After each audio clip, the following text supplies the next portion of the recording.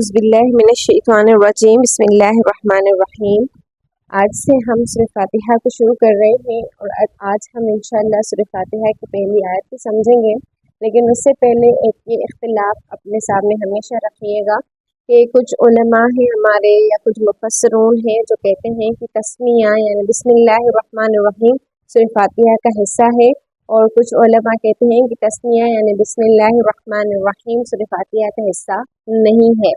بہت سے علماء کے نزدیک سورہ فاتحہ الحمدللہ رب العالمین سے شروع ہوتی ہے، اور بہت سے علماء کے نزدیک سورہ فاتحہ بسم اللہ الرحمن الرحیم سے شروع ہوتی ہے، یعنی کہ کہا جاتا ہے کہ بسم اللہ الرحمن الرحیم پہلی آیت ہے، الحمدللہ رب العالمین دوسری آیت ہے۔ لیکن پھر کچھ علماء یہ بھی کہتے ہیں کہ الحمدللہ رب العالمین ہی پہلی آیت ہے۔ تو آج ہم اس اختلاف میں نہیں پڑھ رہے ہیں، بس یوں سمجھیں کہ جو جید علماء ہیں، مثلا استاد نعمان علی خان یا ڈاکٹر اسرار احمد یا ایسے ہی کچھ اور علماء، ان کے نزدیک یہ رائے ہے کہ سورہ فاتحہ الحمدللہ سے شروع ہوتی ہے۔ اس کے لیے وہ قرآن پاک سے بھی ثبوت دیتے ہیں، اور ایک حدیث قدسی ہے جس میں اللہ تعالیٰ نے فرمایا، آپ صلی اللہ علیہ وآلہ وسلم کہتے ہیں کہ اللہ تعالیٰ فرماتے ہیں جب میرا بندہ کہتا ہے الحمدللہ رب العالمین، دیکھیں بات کو سمجھیے گا، ٹھیک ہے۔ حضرت محمد صلی اللہ علیہ وآلہ وسلم نے فرمایا، یہ حدیث قدسی ہے جو سورہ فاتحہ کی اہمیت میں آپ نے کئی بار سنی بھی ہوگی، کہ جب بندہ کہتا ہے الحمدللہ رب العالمین تو اللہ تعالیٰ بہت خوش ہوتے ہیں، اور پھر فرشتوں سے کہتے ہیں کہ میرے بندے نے میری حمد کی۔ جب ہم کہتے ہیں الحمدللہ رب العالمین تو اللہ تعالیٰ خوش ہوتے ہیں، اور کیا کہتے ہیں کہ میرے بندے نے میری حمد کی۔ تو اس حدیث قدسی میں جو سورہ فاتحہ ہے وہ الحمدللہ رب العالمین سے شروع ہو رہی ہے، یعنی الحمد سے۔ تو ایک یہ ثبوت دیتے ہیں کہ جو سورہ فاتحہ ہے وہ الحمد سے شروع ہوتی ہے۔ تو ہم جو ہے اس بات کو چھوڑ دیتے ہیں، بس آج جو ہے ہم بسم اللہ الرحمن الرحیم کو چھوڑ کر الحمدللہ رب العالمین پر بات کرتے ہیں۔ تو یہاں پر ہم سمجھ رہے ہیں الحمد کو۔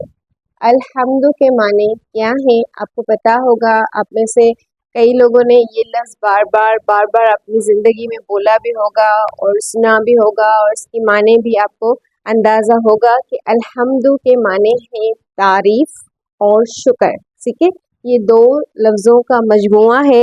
عربی زبان میں حمد اور تعریف کے لیے اور بھی الفاظ آتے ہیں، شکر اور تعریف کے لیے اور بھی الفاظ آتے ہیں، لیکن یہ جو حمد ہے، یہ دو الفاظ کا مجموعہ ہے، ایک ہے شکر اور ایک ہے تعریف۔ تو الحمد للہ اللہ کے لیے ہے، حمد اللہ کے لیے ہے۔ ہم اس کا ترجمہ کریں گے حمد اللہ کے لیے ہے۔ تو اس حمد میں ایک تو شکر بھی آ جائے گا اور دوسری اس میں تعریف بھی آ جائے گی۔ ہم نے بچپن سے سنا ہوا ہے کہ جو قرآن ہے اس میں ہم کوئی بھی لفظ ادھر سے ادھر نہیں کر سکتے، یہ ہمارا ایمان ہے اور یہ یقینی بات ہے، کیونکہ بہت سے لوگ ایسے بھی ہیں جنہوں نے صرف قرآن پاک میں سے نقص نکالنے کے لیے عربی زبان سیکھی ہے۔ عربی زبان صرف اس لیے سے سیکھی ہے تاکہ وہ قرآن پاک کی ترکیب اور اس کے الفاظ میں سے نقص نکال سکے، لیکن انہیں آج تک کچھ نہیں ملا، اور نہ ہی جو ہے ہم کسی لفظ کو ادھر ادھر کر سکتے ہیں۔ یہ ہمارے اللہ کے کلام کی جو ہے خصوصیت ہے، خوبی ہے، کیونکہ یہ کلام جو ہے کسی عام بندے کا، کسی انسان کا، کسی شاعر کا نہیں ہے، کسی جن کا نہیں ہے، بلکہ یہ جو کلام ہم آج سے سمجھ رہے ہیں یہ اللہ رب العالمین کا کلام ہے، اللہ رب العزت کا کلام ہے، جس میں کسی قسم کے بھی شک اور شبے کی بات نہیں ہے۔ بس ہم جو ہیں تھوڑا مختصراً سمجھتے ہیں کہ یہاں پر اللہ تعالیٰ نے الحمدللہ کیوں کہا ہے۔ اللہ تعالیٰ یہاں پر اور بھی بہت سے طریقوں سے یہی بات کہہ سکتے تھے، ہم وہ تھوڑے طریقے سمجھتے ہیں کہ آخر ایسی کیا بات ہے کہ اللہ تعالیٰ نے اپنے کلام کی شروعات اس لفظ سے کی ہے، الحمد سے، ٹھیک ہے۔ تو ہم جو ہے پہلے یہاں پر رکھتے ہیں دو الفاظ۔ الحمد کے معنی آپ اپنے ذہن میں رکھیں، سب سے پہلے ال کے معنی ہوتے ہیں تمام۔ جو ال ہے، یہ الفاظ میں عربی میں دا کے جیسے انگلش میں دا ہوتا ہے دا لفظ، ایسے ہی عربی میں ال ہوتا ہے ال، اور ال کے حساب سے الفاظ میں کچھ معنی ادھر ادھر ہو سکتی ہیں، جیسے مثلا اگر میں یہاں پر حمد کہوں خالی تو اس کے معنی ہوں گے تعریف اور شکر، اور اگر میں کہوں الحمدللہ تو اس کے معنی ہوں گے تمام تعریفیں اور تمام شکر، یعنی ہر قسم کی تعریف اور ہر قسم کا شکر للہ ہی اللہ کے لیے ہے۔ تو الحمد تمام تعریفیں اور تمام حمد، ہم تمام کا ترجمہ کس کے ساتھ کر رہے ہیں؟ ال کے ساتھ، صحیح۔ اس کے بعد ہم یہاں پر جو ہے دو الفاظ لیتے ہیں، الشکر للہ، الشکر للہ اور المدح للہ، تعریف کے لیے ثنا بھی آتا ہے اور مدح بھی لفظ آتا ہے۔ تو یہاں پر اگر میں کہوں الشکر للہ یا المدح للہ تو بات تو ایک ہی تھی، یہاں پر بھی اللہ تعالیٰ نے کہا ہے کہ تمام شکر اور تمام حمد اللہ کے لیے ہے، اور یہاں پر بھی ہم کہہ رہے ہیں الشکر للہ المدح للہ، شکر بھی اللہ کے لیے ہے اور مدح بھی اللہ کے لیے ہے، یا الشکر والمدح، یہاں پر ہم اگر للہ نہ لکھیں، الشکر والمدح، شکر اور مدح اللہ کے لیے ہے، شکر اور تعریف اللہ کے لیے ہے۔ تو اس سے کیا فرق پڑ جاتا؟ تو ایک بار سمجھ لیں، اگر ہم الحمدللہ کی جگہ پر الشکر والمدح کہیں، یا اگر اللہ تعالیٰ الحمدللہ کی جگہ الشکر والمدح کہتے تو اس کا مطلب ہوتا کہ کبھی شکر اور کبھی مدح اللہ کے لیے ہے، ٹھیک ہے، یعنی اس میں ایسے ہو جاتا کہ کبھی اللہ کے لیے شکر ہوگا اور کبھی اللہ کے لیے مدح ہوگی۔ یہ بات صحیح ہے کہ ہم جو ہے ہر وقت ان دونوں چیزوں کو ساتھ میں لے کر نہیں چلتے۔ مثلا اگر ہم کسی خوبصورت چیز کو دیکھیں، خوبصورت چیز کو، کوئی بھی خوبصورت چیز ہو تو ہم اس کا شکر نہیں کرتے، ہم اس کی تعریف کرتے ہیں، تعریف۔ اور اگر کوئی جو ہے ہم پر احسان کرے، ہمیں کچھ انعام دے تو ہم اس کا شکر کریں گے، ضرور نہیں کہ پھر ہم اس کے ساتھ میں تعریف بھی کریں۔ تو اس لیے دیکھیں، جیسے کہ حضرت موسیٰ علیہ السلام نے فرعون کا شکر کیا تھا، کیونکہ فرعون نے حضرت موسیٰ علیہ السلام کو اپنے محل میں حضرت موسیٰ علیہ السلام کی پرورش کی تھی، تو فرعون کا جو حضرت موسیٰ علیہ السلام ہے فرعون کا شکر کیا تھا لیکن اس کی تعریف نہیں کی تھی۔ اسی طرح حضرت ابراہیم علیہ السلام نے اپنے ابو کا شکر کیا تھا، والد کے حساب سے انہوں نے اپنے ابو کا کیا کیا تھا؟ شکر کیا تھا، لیکن ان کی تعریف نہیں کی تھی۔ تو یہ جو دونوں چیزیں ہیں، شکر اور تعریف کی ساتھ میں نہیں چلتی، لیکن اللہ کے معاملے میں یہ بات ہمیشہ یاد رکھیں کہ جو شکر اور مدح ہوگی یہ ہمیں ہر چیز میں دیکھنی ہے۔ اگر اللہ تعالیٰ مجھ پر کوئی انعام کر رہے ہیں، مجھے کچھ عطا کر رہے ہیں، تو میں اس میں اللہ کا شکر بھی کروں گی اور ساتھ میں اس میں اللہ کی تعریف بھی کروں گی۔ اور اسی طرح اگر اللہ تعالیٰ مجھے کسی مصیبت میں ڈال رہے ہیں، کسی آزمائش میں ڈال رہے ہیں یا کسی تکلیف میں ڈال رہے ہیں، تو اس حساب سے میں اس تکلیف میں بھی اللہ کا شکر کروں گی اور اس کی تعریف کروں گی، یعنی وہ میں پہلو تلاش کروں گی اپنے زندگی کے جو بھی مراحل ہوں گے یا جو بھی تکلیفیں ہوں گی یا کچھ بھی میری زندگی میں ہوگا، تو اس میں بھی مجھے اس الحمد کو ہمیشہ یاد رکھنا ہے، ہمیشہ۔ یہ جو ہے ہماری فطرت کی آواز ہے الحمدللہ، اور یہ ہمیشہ ساتھ ساتھ چلتی رہے گی، کبھی شکر اور کبھی مدح نہیں ہوگی۔ اور مدح اور حمد میں جو تعریف ہے، مدح کوئی بھی تعریف، مطلب کسی کی جھوٹی تعریف کے لیے بھی عربی میں مدح کا لفظ استعمال ہوتا ہے، مدح کوئی جھوٹی تعریف، لیکن حمد اس تعریف کو کہا جاتا ہے جس میں کوئی بھی نقص نہ ہو، جو ہر عیب سے پاک ہو، جس میں کوئی بھی جھوٹ، کوئی بھی ملاوٹ نہ ہو، بلکہ خالص تعریف ہو۔ تو اگر میں یہاں پر کہوں الشکر والمدح للہ یا المدح والشکر للہ، تو اس میں کیا ہوگا؟ کبھی شکر کبھی مدح، لیکن ہمارے اللہ کے لیے کبھی شکر اور کبھی مدح نہیں ہے۔ میں اپنی زندگی کے ہر معاملے میں شکر کو بھی تلاش کروں گی اور تعریف بھی اللہ تعالیٰ کی ساتھ ساتھ کرتی جاؤں گی۔ تو آج اس کو ہم چھوڑتے ہیں۔ اس کے بعد ہمارے پاس دوسرا لفظ ہے، اگر ہم یہاں پر یہ لفظ استعمال نہ کریں تو اگر میں یہاں پر الحمدللہ کی جگہ کہہ دوں للہ الحمد، بات کو سمجھیے گا، ٹھیک ہے؟ ہم تھوڑی کوشش کر رہے ہیں الفاظ کو ادھر سے ادھر کرنے کی کہ کیا فرق پڑ جائے گا، اگر ہم یہاں پر الفاظ کو ادھر ادھر کر دیں تو کیا فرق پڑ جائے گا۔ تو اگر میں یہاں پر کہوں للہ الحمد، للہ الحمد، پہلے اس کے معنی میں فرق جانیں۔ الحمدللہ کے معنی ہے تمام حمد اللہ کے لیے ہے، ٹھیک ہے؟ تمام حمد अल्लाह के लिए है। और लिल्लाहिल हम्द के माने हैं, लिल्लाहिल हम्द इसके माने हैं कि हम सिर्फ अल्लाह के लिए है। अगर मैं यहाँ पर अल्फाज को इधर से उधर कर दूँ, तरतीब को बदल दूँ, तो इसके माने में भी तब्दीली आ जाती है। लिल्लाहिल हम्द के माने होंगे हम सिर्फ अल्लाह के लिए, सिर्फ अल्लाह के लिए। अल्लाह ताला ने कुरान पाक में 6 से 7 मरतबा अल्हम्दुलिल्लाह इस्तेमाल किया है, और एक मरतबा सूरह जासिया के आखिर में अल्लाह ताला ने लिल्लाहिल हम्द कहा है, लिल्लाहिल हम्द सूरह जासिया के आखिर में। तो अगर मैं यहाँ पर लिल्लाहिल हम्द कर दूँ, हम सिर्फ अल्लाह के लिए है, तो इसमें क्या है? अल्लाह ताला ने ये क्यों नहीं कहा कि हम सिर्फ अल्लाह के लिए है?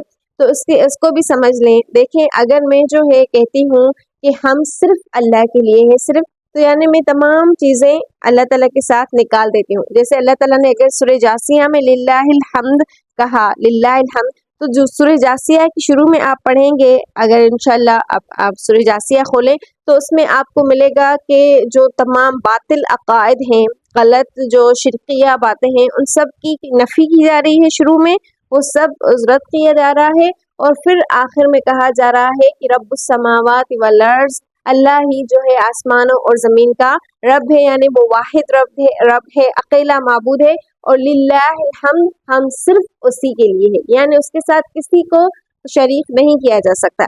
यहाँ पर अल्लाह ताला हमारी फितरत की आवाज़ हमें बता रहे हैं। अल्हम्दुलिल्लाह, हम जो है ये किसी को नहीं बता रहे कि हम सिर्फ अल्लाह के लिए, बल्कि ये हम अपने अंदर से आवाज़ निकाल रहे हैं कि तमाम हम जो है वो अल्लाह के लिए है। यहाँ पर हम किसी के अकायद को दुरुस्त नहीं कर रहे, हम ये जज्बात में, अपने फितरत में, अपने हमारी जो अंदर की आवाज़ है वो निकल रही है अल्हम्दुलिल्लाह के ज़रिए। तो इसलिए यहाँ पर अल्लाह ताला ने लिल्लाहिल हम्द नहीं कहा है। अच्छा, अगर जो है हम यहाँ पर लिखे हम्दुलिल्लाह, हम्दुलिल्लाह, यानी हम किसको हटा दें?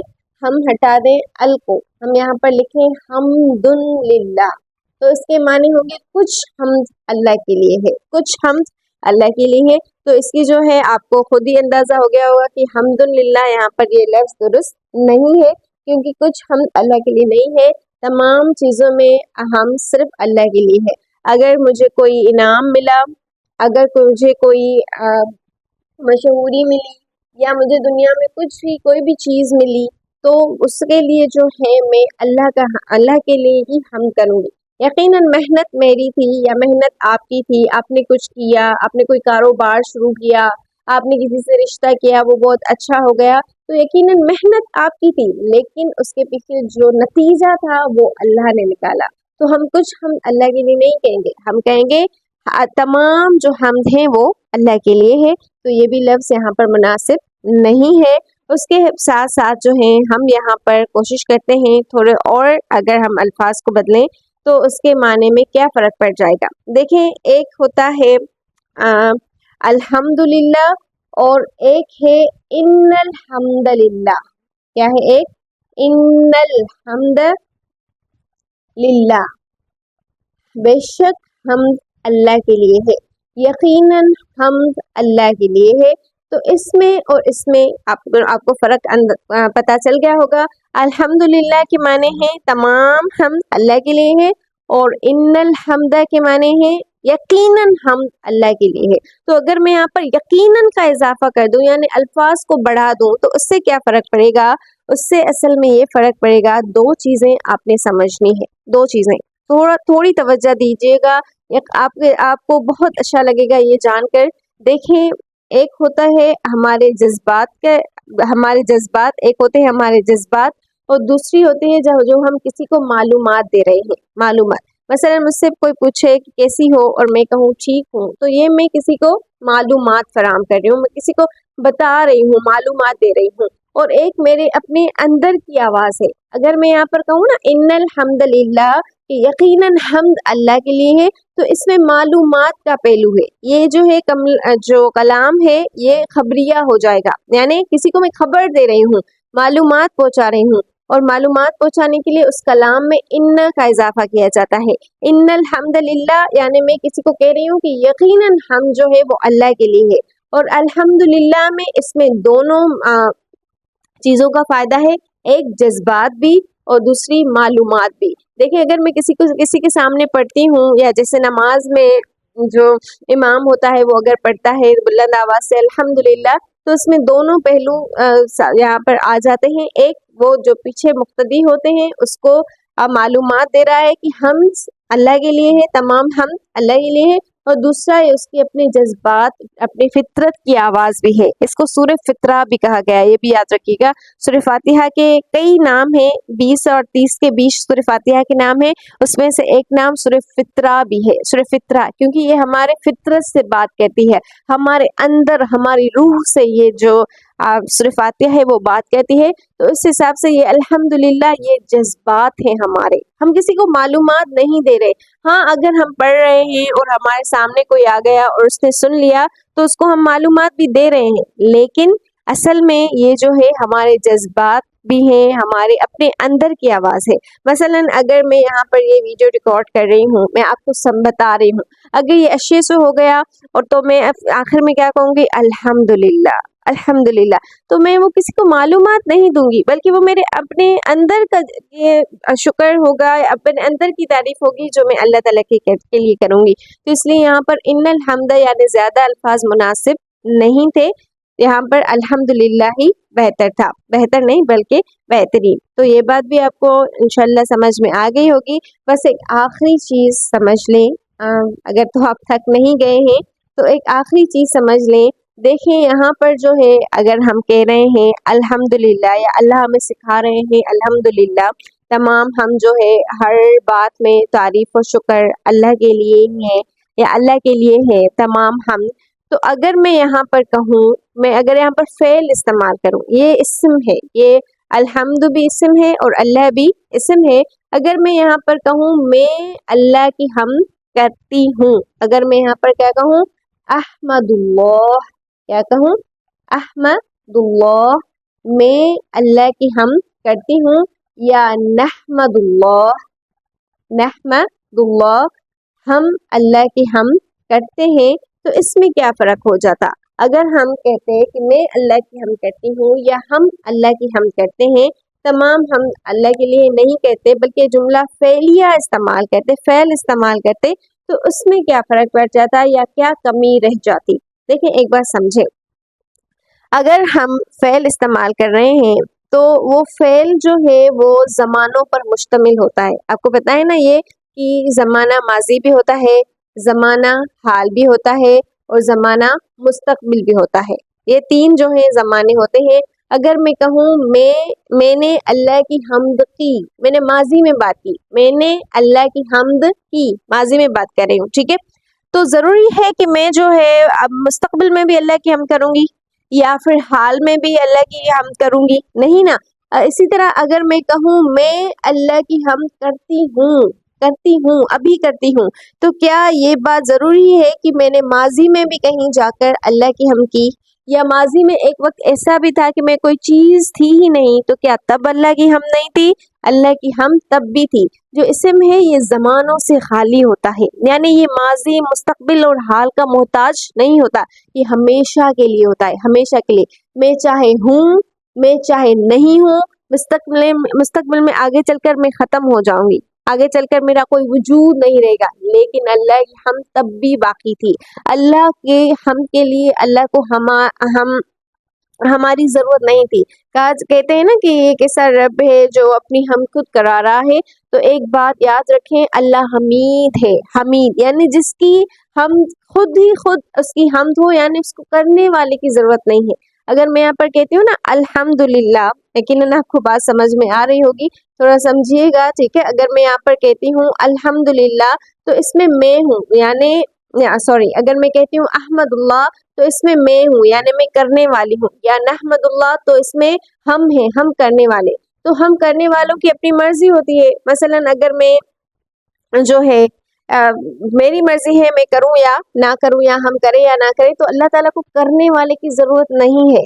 अल्लाह ताला की हमद मैं थी तब भी थी, मैं नहीं थी तब भी थी, मैं नहीं होंगी तब भी अल्लाह की हमद होगी। अल्लाह की हम हमेशा होगी, चाहे हम रहें या ना रहें, या माजी में हम थे या नहीं थे, कभी अल्लाह की हमद तब भी थी। इसलिए अल्लाह को किसी ज़माने की हम के लिए ज़रूरत नहीं और ना ही किसी करने वाले की ज़रूरत है। ये दोनों चीज़ें इसमें से आ जाती हैं। एक तो करने वाला और इसमें करने वाला नहीं है, और वक्त, और अल्लाह ताला की हम के लिए कोई किसी के माजी और मुस्तकबिल की ज़रूरत नहीं है। तो यहाँ पर ये भी दुरुस्त नहीं है। और अगर मैं यहाँ पर कहूँ कि अल्लाह की हम्द करो, अगर अल्लाह ताला हमें हुक्म देते, ये था ना कि हम करते हैं या मैं करती हूँ, लेकिन अगर अल्लाह ताला कहते कि अल्लाह की हम्द करो, करो यानी हुक्म दे रहे हैं, तो उस हुक्म में भी क्या हो जाता कि फिर वो हुक्म वाले की, जिसको हुक्म दिया जा रहा है उसकी अपनी मर्जी थी। मसलन अगर मैं किसी को कहूँ यहाँ आओ, यहाँ आओ, तो वो उसकी अपनी मर्जी होगी कि वो आए या नहीं आए। इसी तरह अगर अल्लाह हमें कहते हैं कि अल्लाह की हम करो, तो हमारी मर्जी होती, या फिर जब हम ना होते तो हम कैसे हम करते। इसलिए यहाँ पर अल्लाह ताला ने ना हुक्म दिया है, ना अल्लाह ताला ने फ़ैल इस्तेमाल किया है, और ना ही जो है अल्लाह ताला ने यहाँ पर इन्ना की वजाहत की है, और ना ही लिल्लाहिल हम्द यहाँ पर तरतीब इधर उधर हुई है। क्यों? क्योंकि अल्हम्दुलिल्लाह में क्या क्या फ़ायदे हैं। एक तो ये कि ये ज़मानों से खाली है, दूसरा ये करने वाले से खाली है, तीसरा ये कि इसमें किसी को हुक्म देना किसी की मर्जी नहीं है, बल्कि ये हमारी फितरत की आवाज़ है। हम इसके ज़रिए किसी को मालूमात भी दे सकते हैं, लेकिन इसी के ज़रिए हम अपने जज्बात, अपने अंदर की आवाज़, अपने फितरत की आवाज़ भी अल्लाह ताला तक पहुँचा सकते हैं, या हम अदा कर सकते हैं। अल्हम्दुलिल्लाह, तमाम हमद हर हाल में, चाहे मेरी ज़िंदगी में कोई भी मोड़ हो, कोई भी मोड़, हम अल्लाह के लिए ही है। अल्हम्दुलिल्लाह, तमाम हमद अल्लाह के लिए है। देखें, अल्हम्दुलिल्लाह के बारे में समझ लें कि आप सल्लल्लाहु अलैहि वसल्लम ने फरमाया कि अल्हम्दुलिल्लाह ताराज़ी को भर देता है। वो ताराज़ी जिसको ज़मीन और आसमान नहीं भर सकते, जो हमारे अमाल नामे जिसमें तो ले जाएंगे, उस ताराज़ी को कौन सा लफ्ज़ भरेगा? अल्हम्दुलिल्लाह। तो ये अल्हम्दुलिल्लाह बहुत ज़रूरी है। आपको ये आप हज़रत मोहम्मद सल्लल्लाहु अलैहि वसल्लम की दुआओं में भी मिलेगा। आपने नोट किया होगा, अगर आप सल्लल्लाहु अलैहि वसल्लम ने हमें उठने की दुआ सिखाई तो उसमें भी क्या है? अल्हम्दुलिल्लाहिल्लज़ी अहयाना बअद मा अमातना व इलैहि नुशूर। इसी तरह अगर आप सल्लल्लाहु अलैहि वसल्लम ने हमें खाने के बाद की दुआ सिखाई तो उसमें भी क्या है? अल्हम्दुलिल्लाहिल्लज़ी अतअमना व सक़ाना व जअलना मिनल मुस्लिमीन। इसी तरह जो है और भी दुआएं हैं जिसमें हम अल्हम्दुलिल्लाह से शुरू कर रहे हैं। तो यहाँ पर ये अल्लाह ताला हमें बता रहे हैं, हमारे फितरत की आवाज़, फिर चाहे वो कोई भी हो, मुस्लिम हो नॉन मुस्लिम हो, वो भी कहेगा, उसके अंदर भी होगी कि हम जो है वो अल्लाह के लिए है। ठीक है, तो कल हम इंशाल्लाह लिल्लाह पर बात करेंगे। फिर हम इंशाल्लाह आहिस्ता आहिस्ता यूं ही अल्लाह ताला हमें इस्तकामत अता करें, अल्लाह ताला हमें ऐसे ही जोड़े रखें, और इंशाल्लाह हम पूरे कलाम को जितना हम समझ सकें, क्योंकि मुकम्मल तो खैर गहराई में हम कभी जा नहीं सकते अल्लाह की किताब में, लेकिन अल्लाह ताला हमें शऊर और समझ अता करें, और हम अल्लाह ताला के कलाम को यूं ही समझते रहें। अस्सलामु अलैकुम।